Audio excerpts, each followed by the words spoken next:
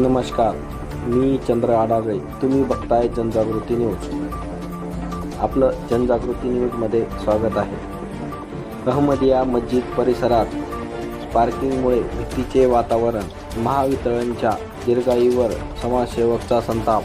इस्लामपुरा परिसरातील अहमदिया मस्जिद परिसरात विजेच्या खांबावरून लटकणाऱ्या तुटक्या केबलमुळे स्पार्क होत असल्याने परिसरात भीतीचे वातावरण निर्माण झाले आहे.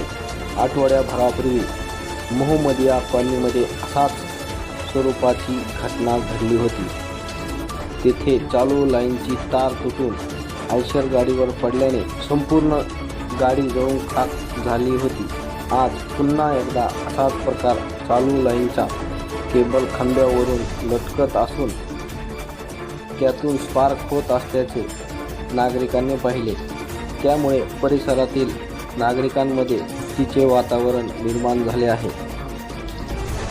समाजसेवक सय्यद फयाज यांनी याबाबत महावितरणच्या कर्मचाऱ्यांना वारंवार संपर्क साधून देखील वेळेवर प्रतिसाद मिळाला नाही असा आरोप केला आहे.